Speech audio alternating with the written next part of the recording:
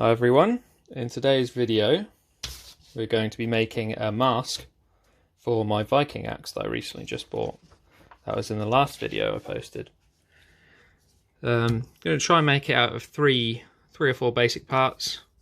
We're going to have the front of the sheath, or the mask. We're going to have the back piece with the lip here that folds over with the toggle. Going to try and make this part out of a slither of antler, so it's like a button, and then just some leather thonging to hold it down, and then this part here, which will be the welt, that will go along inside the inside of the mask, just to pad it out and stop the thread from being cut by the edge. This is the piece of leather I'm going to use. It is some standard veg tan cowhide leather. Just going to cut out this template minus the bit at the top there because I don't need that. So it'll sort of look like that once we cut it out. So you've still got an opening at the top there once the flap is up to angle the axe in, so you can put it in from above, and hopefully should look like that when we're done. Okay, first things first, I'm going to cut out the template with some scissors, and then I'm going to use one of these sort of leather chisel ground knives, which are extremely useful and extremely sharp, by the way, to cut out the leather designs.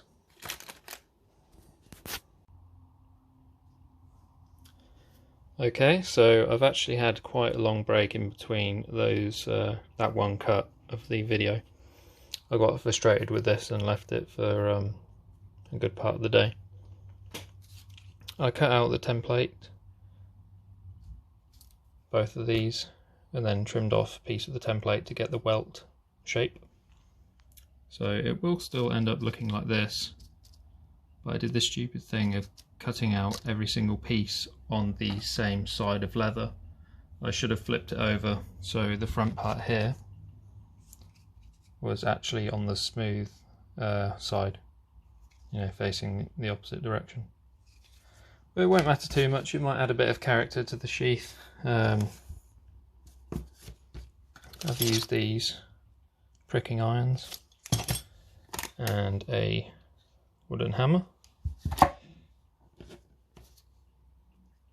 to individually go through each piece of leather.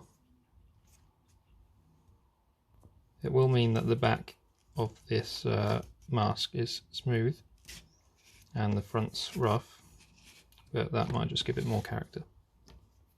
Next thing I'm going to do is dye the leather.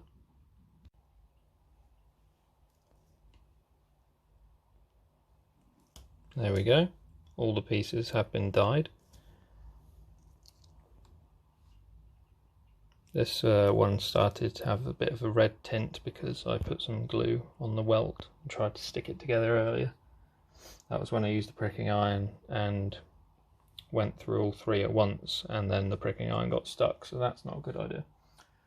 This is the leather dye I've used. Just a chocolate dark brown colour. And I've actually done some swatches earlier, and here they are. So we have black, and we have unburnished sides, brown, oxblood and tan, and then the other side is the more burnished side. I've just used a little bit of water to see what that would look like on there, but as you can see the edges are a little bit shinier, and of course you can see what it looks like on the back. So the front of the sheath on this one, because I messed up and I'm using the back of the lever for the front, it's going to sort of have that kind of colour, and the other side of the sheath will have this sort of finish. I love the imperfections in the leather though, I think it looks really nice. Just going to wait for this to dry, put some glue on it and sew it together. So while it's in its three-piece state before I stitch it together. The closure method I'm using for this is just a one piece of leather, 4mm thong piece of that. So I've punched through the flap with a 4mm punch, and that's like the perfect size for this. And then underneath I've punched through the outer layer, the side I messed up, with two 3mm punches, that style. So after this is all stitched and the edges are burnished and all that, and I've oiled it, I'm going to poke this end through here, and then the end will come out this hole as well. And then when you close it, you just pull it tight, and then the friction basically helps keep it shut.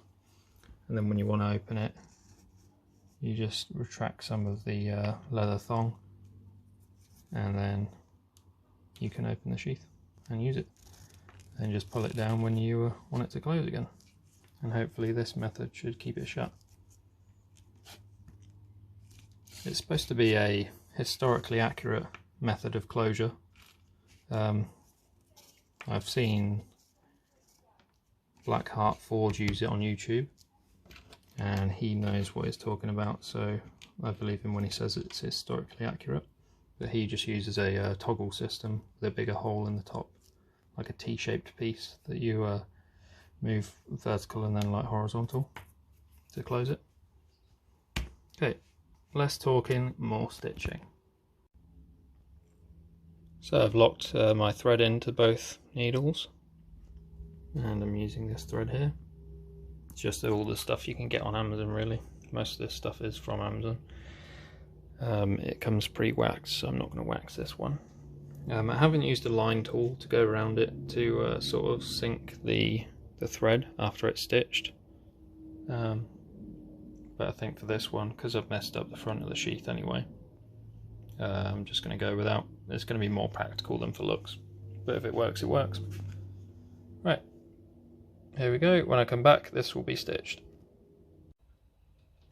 Back everyone, it is now dark outside. Just took me ages to stitch this thing. Stitching it by hand without one of those stitching ponies, I think they're called. But yeah, not too bad. Once again, I messed up at the start, and I've got the rough side at the front there, but it gives good contrast to the smooth section. And we've got our leather thong through the top, through the actual piece, goes inside and then back out. And I had to thin down that end part and put like a bender hook into it to sort of get it to pop out through the hole. But I think that looks pretty decent. Just going to do a test fit now. I've trimmed the welt. It was sticking out a bit past there, and just put some leather dye on it quickly. And I'm just going to don't think I'll sandpaper the edges, just because it's going to look rough anyway really, but it's going on a Viking axe, so it's going to be alright. I'll just use a bit of old denim just to sort of loosen the fibres on the edge. Then I'll put some water on the very edge, and just use one of these, which is a burnishing tool. You pretty much just put the edge of it in there and run it back and forth along it, and it will smooth the edge. Let's do a test fit first, and then I'll do that.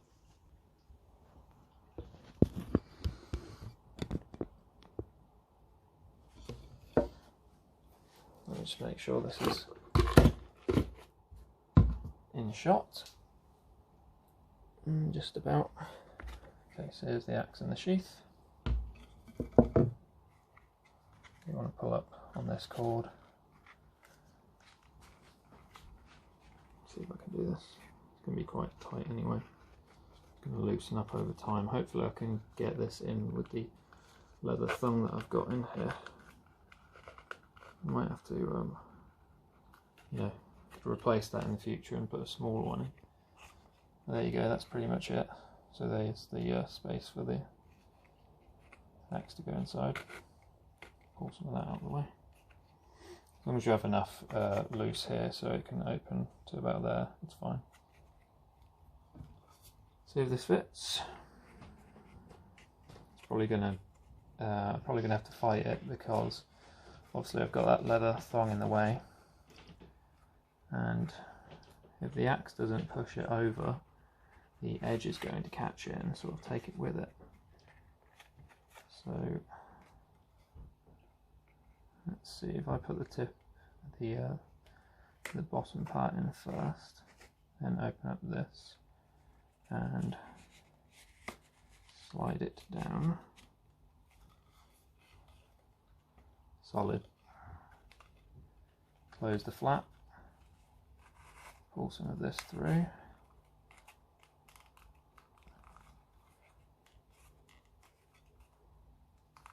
There we go. Just going to trim the bottom of this off.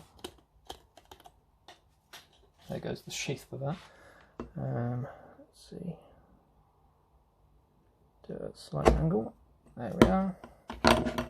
Just took that little bit off that I used for a hook.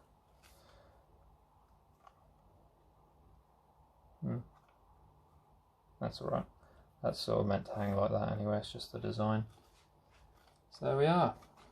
One rough, historically accurate Viking tomahawk sheath. And that is on there. So yeah, only the second thing I've ever made out of leather, so I'd say it's pretty good. And having that rough side actually gives it a lot of character, even though the leather dye looks way better on the flats, on the smooth areas. I didn't take any material off of here so it'd bend better. I just put some water on it and sort of bent it over and clamped it just for a few seconds, and that helps. But if you wanted to do this, you could, on the inside, just use one of those grooving tools just to take away a little bit of the leather there so it bends easier at a single point. So what I'm going to do now is put some water on the edges and burnish it, and then I'll take some pictures after I'm done. But I'm very happy with that.